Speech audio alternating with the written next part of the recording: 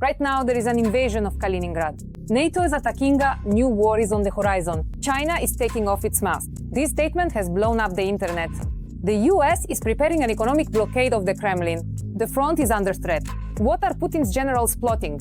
The deal of the century. Zelensky and Trump are preparing a weapons bombshell. Shock! The Kremlin is talking about a non-existent Azerbaijan. Aliyev's tough response. Putin will be thrown out of the Caucasus. Zelensky's secret plan. Putin is furious. A spicy letter from Trump has surfaced. Journalists are in trouble. There's no money, but hang in there. Russia is on the verge of collapse. There's a black hole in the bunker dwellers' budget. All this and more in our episode of Hotspot. The masks are off. Xi is entering the war. Neutrality is gone. A global conflict is on the doorstep. The US, China, and Russia are on edge. The world order is under threat. China's shocking game. How Beijing is helping Moscow and threatening the whole world. Watch next. The masks are off. China will increase its support for Russia in the war against Ukraine. Xi Jinping made the corresponding statement during a meeting with Lavrov in Beijing. Our respective foreign ministries must effectively and diligently implement the critically important agreements that we have carefully reached and established with President Vladimir Putin. We must strengthen mutual support and cooperation on multilateral platforms such as the Shanghai Cooperation Organization. The statement by the Chinese leader is a response to the shift in rhetoric and overall position of Donald Trump regarding the Russia-Ukraine war, Putin and arms supplies to Ukraine. We are very dissatisfied with Russia. We will impose very strict tariffs if there is no agreement within 50 days. The tariffs will be about 100%. I come home and say to the First Lady, I spoke with Vladimir today. We had a wonderful conversation. And she says, oh really? Another city has just been shelled. The deepening, as they put it, is primarily connected to the fact that, while indeed Trump is trying to implement his concept of peace through strength and has already outlined the contours of pressure, not only on the Russian Federation, but also on those countries that help them circumvent the primary sanctions. And this is, well, first and foremost, China. After the start of the war, China became a lifeline for the Russian economy. Currently, the scale of mutual trade between China and Russia amounts to almost $250 billion a year, including a huge import of oil. Essentially, Trump's statement is a threat not only to Moscow, but also to Beijing. If Trump really does start seriously supplying weapons to Ukraine and begins, let's say, putting significant pressure on the Russian Federation, and possibly even turning the tide of the war and all this against the backdrop of, say, large-scale sanctions from both the EU and America, well, then yes, in that case, China, again, will very likely increase and scale up its support for the Russian Federation in a sort of shadow mode. Despite Beijing's official statements about neutrality, in reality, China is already one of the accomplices in the war. China supplies machinery, gunpowder, and special chemicals to dozens of Russian military factories and is also involved in weapons production on Russian territory. We have received information that China is supplying weapons to the Russian Federation. At present, we have general information from the security service and intelligence agencies regarding gunpowder and artillery. We believe that representatives from China are involved in the production of certain types of weapons on Russian territory. China's position regarding the war in Ukraine was articulated by Chinese Foreign Minister Wang Yi during closed-door talks with the EU's chief diplomat, Kaja Kallas. Beijing cannot afford for Russia to be defeated in Ukraine, otherwise the United States will shift all its attention to Beijing. We do not support Russia's military efforts, either financially or militarily. If that were the case, the conflict would have ended long ago. China is satisfied with Russia's current situation and role, which are completely dependent on the will of Comrade Xi. And although Beijing did not start the war, the continuation of hostilities is in the interests of the Middle Kingdom. China fully understands that the very deal Trump wants to make with the Russian Federation is disadvantageous for it, because it would indeed partially weaken China's grip on Russia itself. What needs to be done for this? Exactly. To do this, the scales need to be balanced. If Trump really does begin to further strengthen Ukraine's security sector, while the strongest representative of the democratic world is awakening from a lethargic sleep in the West, in the East, the largest dictatorship is becoming more active, trying to maintain the balance of power. Putin is going all in, a strike on the front or an attempt to intimidate. Military innovations, how the Ukrainian armed forces are stopping invisible drones. Kaliningrad in the crosshairs. NATO is preparing a tough response to Kremlin threats. Stay tuned for more explosive details. Despite heavy fighting, the situation on the Russian-Ukrainian front has been stabilized. The enemy has failed to break through in eastern Ukraine and in the Sumy region, according to the Ukrainian Center for Countering Disinformation. The plans of the Russian military and political leadership to create a so-called buffer zone have failed. This refers to the fact that, according to statements by the Russian dictator, the depth of the advance of Russian occupation forces in the Sumy and Kharkiv regions for the purpose of creating a buffer zone was supposed to be between 10 and 20 kilometers. At the moment, the maximum advance of the occupiers in the Sumy region is up to 5 kilometers. Ukrainian defense forces have also managed in the Kharkiv direction to localize the offensive near the settlement of Milov and to hold the advance in the Vovchansk and Kupiansk directions.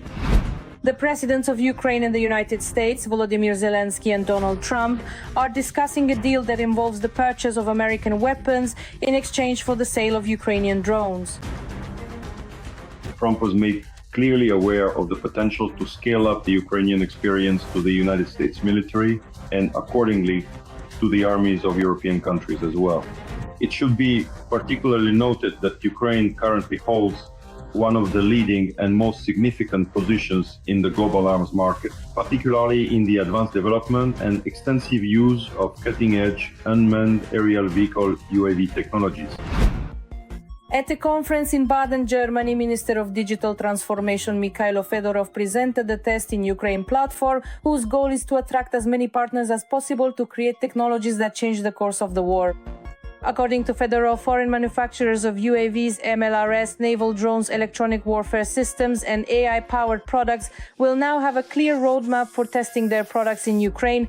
This is a unique opportunity for Western manufacturers, our strategic partners, to be able to test the latest weapon systems directly in combat conditions.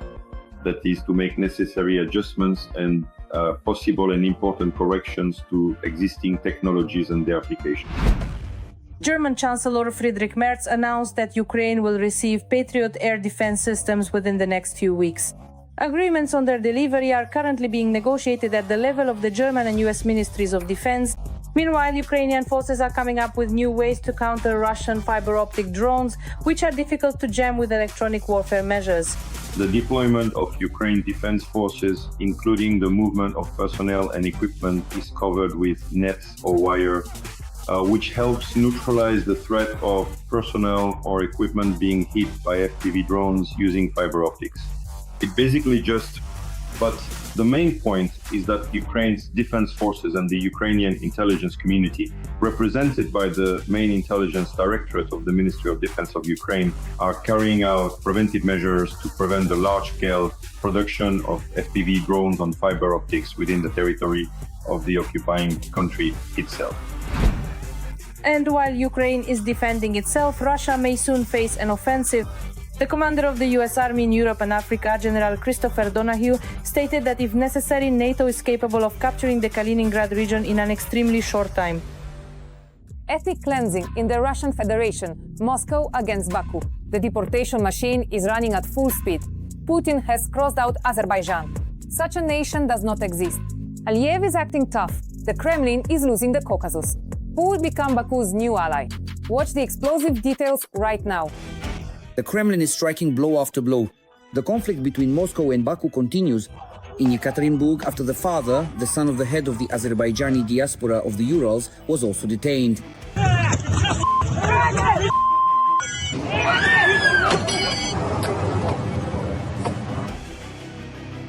According to sources, the detainee was taken for questioning to the investigative committee.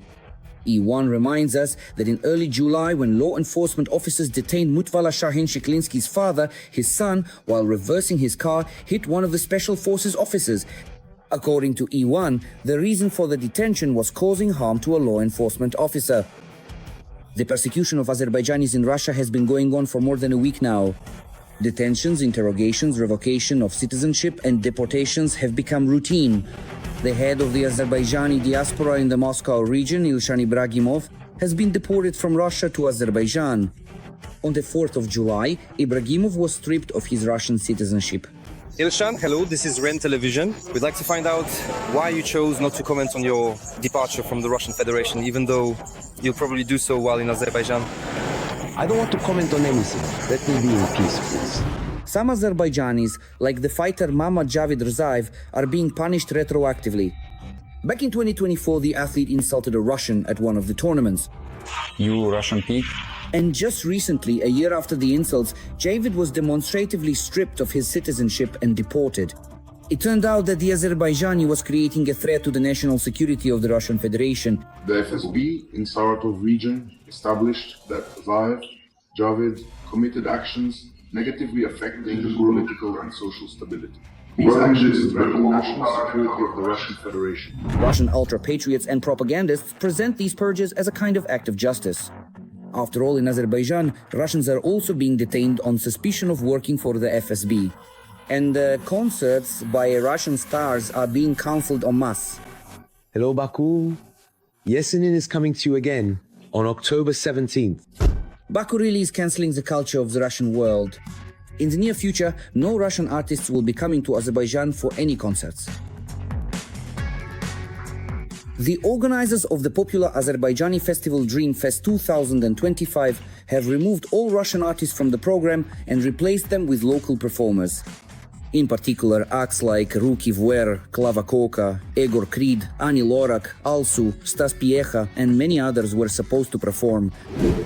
However, people in Russia forget that it was the actions of Russian law enforcement that started the conflict when, during mass detentions of people from Azerbaijan in Yekaterinburg, several Azerbaijanis were killed.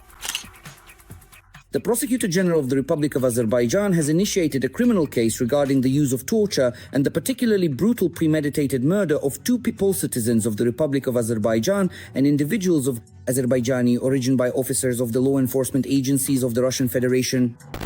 The patriots and official Kremlin propagandists have joined together in a unified impulse that is all too familiar to Ukraine. Solovyov started threatening Baku with Kiev within 3 days. We just have to raise an eyebrow one. Ukraine will understand everything. With all due respect to Azerbaijan, its history and traditions, if Russia so much as raises an eyebrow for a second, after all, we are Azerbaijan's third largest trading partner. Lesser propagandists, following the example of Putin and Lenin, are casting doubt on the very existence of the Azerbaijani nation. So I went and looked to see where the history of the great Azerbaijan was, the one supposedly interrupted by the military intervention of the Russian Empire. I didn't find it, there was no Azerbaijan at all. And honestly, I couldn't even find any mention of an ethnicity called Azerbaijanis there, as far as I could tell. Putin's propagandists are angrily adding fuel to the fire, realizing that relations between Baku and Moscow have been hanging by a thread since the Azerbaijani plane was shot down over Chechnyare, now completely destroyed. In short, the politics of chauvinism and the open construction of Stalinism in Putin's Russia cannot help but be frightening. Of course, Azerbaijanis do not want to put their businesses at risk under the FSB or under Putin's and the Russian Federation's irrational policies. Moscow has been thrown out of the strategically important Caucasus region. With Turkey's support, Baku is establishing relations with Armenia as well as with Europe and China, bypassing the Kremlin in order to become, with Erdogan's backing, a connecting link between China and the European Union. Every voice matters. Join our community, support independent journalism and help us bring you the truth from Ukraine. Become a member of Ukraine Today. Join us now.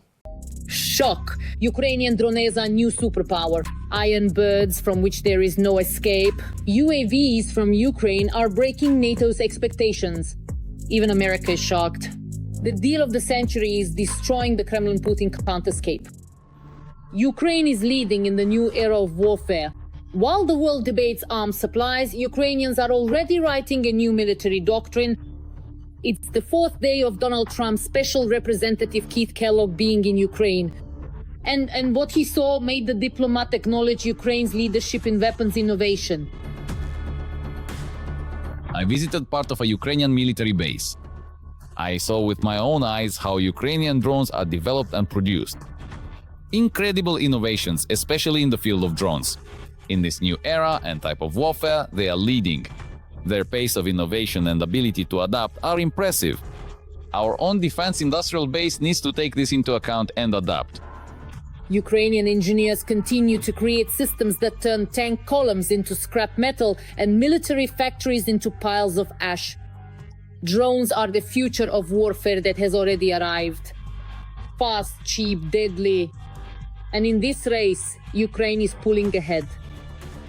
The technologies that are now actively used on the battlefield can be effectively implemented and should be effectively offered, for example, to NATO countries or the European Union. Countries are very interested in some of our developments, which will allow them, for example, to understand the conditions and the combat operations that are currently taking place in eastern Ukraine. It's important to understand that, in fact, the Americans, for example, did not anticipate the possibility of mounting laser target designators on drones smaller than the Bayraktar. We're talking about the fact that we have drones that are 3 times smaller than the Bayraktar in size, but at the same time can carry laser target designators, which help, for example, artillery systems and multiple launch rocket systems to aim precisely, pinpointing the exact target needed. Additionally, no one really expected that, for example, an artillery shell or any other type of munition could be attached to a drone and used as a precision weapon. Because basically, if you're talking about FPV drones, then with an experienced pilot, it becomes a high-precision weapon. That's why Washington is shifting its focus. America, military giant, a country with $1 trillion defense budget, is now looking to Ukraine as an example. What seemed impossible just yesterday is now a fact. The US wants to buy Ukrainian drones. There are many drones that only we have, and we are discussing this with President Trump. I told him that I really want to buy things from you that only you have. He told me that America wants to buy Ukrainian drones. I really want America to help us protect our skies. This is very important. Since the beginning of the war, Ukraine hasn't just been actively using drones. The country has built an entire industry from scratch. Today, more than 200 companies operate in Ukraine, from startups to large manufacturers that, together with the government, are creating drones of all kinds, from small FPVs to heavy reconnaissance and strike drones with flight ranges of thousands of kilometers. It is these drones that regularly strike Russian military targets deep behind enemy lines, energy facilities, depots and headquarters, often operating in the most challenging conditions. The most high-profile operation was Web, carried out on the 1st of June. Hundreds of FPV drones delivered undercover struck 4 key Russian airfields, destroying up to 41 aircraft, including strategic bombers. According to experts, this is about a third of all Russian strategic aviation. The damage amounts to billions of dollars. This operation became a true revolution. For the first time, Ukrainian drones achieved such scale and depth of impact.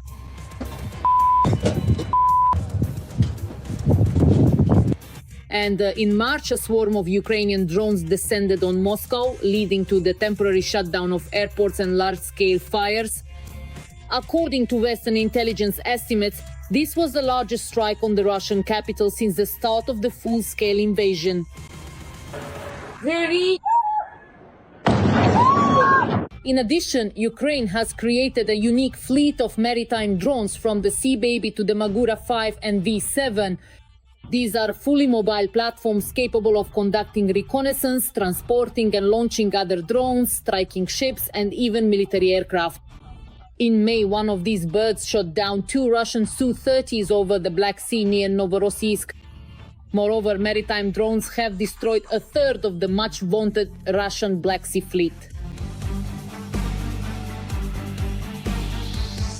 And most importantly, every day Ukrainian drones disrupt the enemy's plans on the front line. For example, FPV drone operators from the 1st Presidential Brigade, named after Hetman Petro Doroshenko, Burevi, stopped an attempted breakthrough by Russian forces in the Kupiansk direction. One precise strike and yet another tank barn turned into a blazing torch, followed by a detonation. These stories are extremely important because the Ukrainian drone industry is not just about manufacturing equipment. It is an entire philosophy of modern warfare. Today, drone warfare has become one of the key factors shifting the balance of power in the region and forcing the entire world to reconsider how modern conflicts are fought.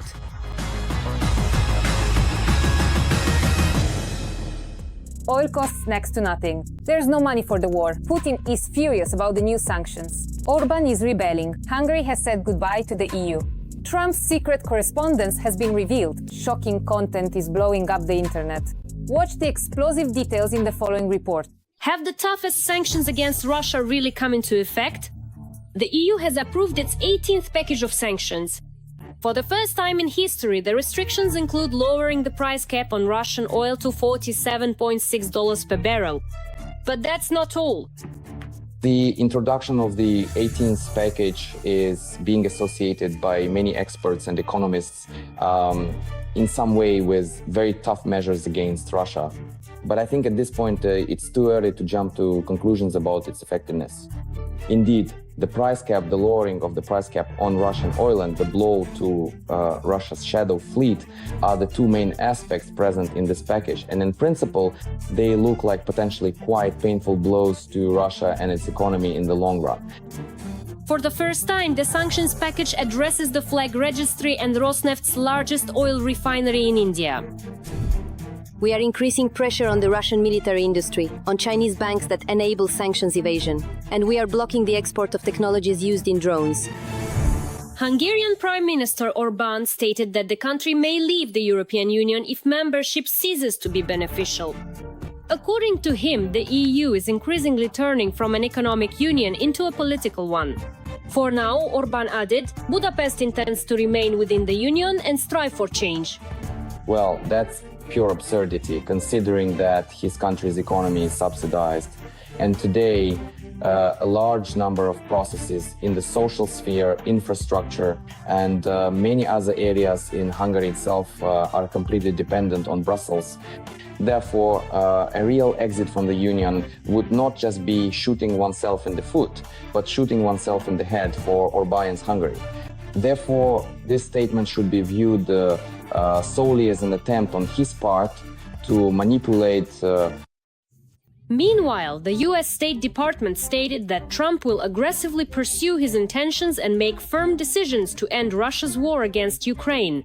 He is profoundly dissatisfied with the current situation, as Keir Starmer, the leader of the Labour Party, has officially announced that the strategic deployment of robust deterrence forces to Ukraine is now almost entirely ready and prepared for immediate action. I am satisfied with how the work is progressing, and other coalition members are also ready. These plans have now been worked out as much as possible before the ceasefire comes into effect. That is why last week we held a meeting of the coalition of the willing to approve these plans. According to him, several months ago, military planners from coalition countries developed plans to assist Ukraine in 4 areas: in the airspace, at sea, on land, and in strengthening the combat capability of the armed forces of Ukraine. But aren't they rushing things? At this point, I would view it with nothing but skepticism. And in principle, yes, even amid this significant revival of political leadership in Europe, both Starmer, Macron, and Merz still largely lack the agency and ability to make decisions without Washington's approval. The Trump scandal. The Wall Street Journal published an article claiming that the US president may have sent an obscene letter to Jeffrey Epstein, the billionaire convicted of sex crimes against minors. Trump himself denies this. Regarding Trump himself, a huge number of various interested parties, both within the US and abroad, are searching for a lot of compromising material on Trump because it exists, and they see it as an opportunity to put pressure on the White House. Meanwhile, the Israeli army has once again shelled a city in southwestern Syria. An internal intertribal conflict has erupted within the country, and Israel has decided to intervene. After the regime of Bashar al-Assad was overthrown in Syria and the new authorities took their positions, there was an agreement between Tel Aviv and representatives of the new Syrian government that a demilitarized zone would be established on the border between the two countries. For a year now, nothing significant has happened. Syria did not withdraw its troops, nor did it pull back its weapons. And the strike on the general staff was essentially Israel's final warning to them. On the 16th of July, the Israel Defense Forces attacked the Syrian capital, Damascus. The strike targeted the buildings of the Syrian General Staff and the Presidential Palace. The same situation applies to the Ministry of Defense building. Putin has lost everything. Russia doesn't have a single kopeck left. The economy is in flames. Factories are shutting down. Mines have stopped. Oil is out of the game. They're taking the last pennies from Russians to pay for tanks. Russia is clearly in an economic coma. It won't last much longer. And now the harshest austerity measures have begun in Russia. As for the alleged murder of the Russian economy, as a truly famous and widely recognized writer once eloquently said, the persistent rumors of my untimely death are, in fact, greatly exaggerated, right? Well, it's the same thing in this case. The Speaker of the Federation Council, Valentina Matvienko, has called on people to prepare for a very difficult period regarding the budget's expenditure side. Regarding the statement by Valentina Ivanovna Matvienko, who was born in the Yanetsk region, just a small biographical detail about Putin's associate. She is absolutely right. Moreover, despite the fact that she has a reputation for not being, let's say, the most knowledgeable person in economics, it was Valentina Matvienko who made the well-known statement that Russia doesn't even produce nails. And this was to emphasize that there are real problems in the country's economy, and while people try to ignore them, they do exist. Well, it seems that the money is running out, not for the people, but for the system itself. Key budget indicators. The year 2025, first half, the budget deficit is 3.7 trillion rubles. The planned deficit for 2025 at the beginning was set at 1.3 trillion. Some Russian economists are already saying that by the end of this year, Russia's budget deficit will reach 8 trillion rubles. To make it easier to calculate, that's $56 billion. Revenues are falling, expenses are rising, especially for the war. For several months now, the Ministry of Finance has been transferring funds from various reserves to cover holes in the budget. In other words, we're cutting everything we can just to have enough for tanks. Moreover, when there are no investments, it means that if there are machines producing weapons and those machines break down, there's nothing to replace them with. Investments are needed for that, but there are not. So it turns out that you won't even be able to produce military equipment anymore. In fact, this is already happening to some extent. There are reports that enterprises in Russia's military-industrial complex are shutting down for one simple reason. The directors of these companies say that they receive directives from above about what to produce and at what price to sell. In order to sell at those prices, we have to operate at a loss. Even the sacred national projects are under threat. Anatoly Artamonov stated outright, some of them can be postponed. For example, the Army 2025 project, which was supposed to be the flagship of Russian military modernization, was officially shut down this year. They say now is not the time for that. And more people in Russia, not opposition figures, but those very close to the authorities are starting to say, listen, we can't afford such war expenses. Well, the Institute for the Study of Warfare, it's a Western publication, they say that Russia can no longer simultaneously manage its economy and wage war. In other words, there isn't enough money for either one. At the same time, the budget's priorities will still remain not ensuring the standard of living for Russians, but meeting the needs of the security agencies and funding the war against Ukraine. Now that's truly in the Kremlin style. Already, as of mid-2025, the agricultural machinery industry is facing layoffs and problems, and the coal industry is experiencing absolutely nightmarish issues. Here we have Kuzbas, Russia's leading coal mining region. They're saying, well, we might have to close the mines. In other words, the foundation of the region's economy is the mines, and we're going to shut them down. That means an entire region is being lost. And as for the construction industry, by the end of 2024, only 31% of all housing built in Russia was actually sold. And most importantly, oil no longer saves us like it used to. And our oil will be restricted. well, at least they'll try to restrict it somehow, even though they won't really succeed. It's simply not possible at this point in time. The volume of oil and petroleum products consumed worldwide is increasing because the global economy itself is growing. There's no getting away from that. Volumes are rising. I don't know what's growing for others, but the Russian budget has been missing out on oil export revenues for several months now. And next year they're forecasting another drop in prices. In Russia, there will be problems with storage. And it turns out that oil and gas companies are also facing issues with production. Globally, the decline continues and OPEC sees this. And we see that, for example, starting from the 1st of August, oil production will be increased by 511,000 barrels per day. This is a plan allowing countries to increase oil production. So naturally, more oil means a lower price for it. And as a result, Russia is already significantly under-receiving revenue from the oil and gas sector. This is the main sector of its economy. And there aren't really any promising prospects here.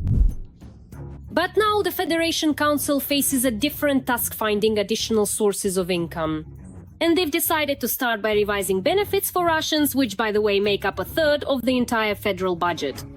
Roughly speaking, utility payments will go up and other types of payments will start to appear. They'll come up with all sorts of new charges. Discounted fares for beneficiaries will be cut, and other opportunities that allow people to avoid paying for something one way or another will be fewer and fewer of those. In other words, this will be a clearly anti-social agenda where everything that citizens currently get at, let's say, more affordable prices, even for free, all of that will be abolished. So a new stage is beginning in Russia. The everyone to the front mode. Everything else comes later.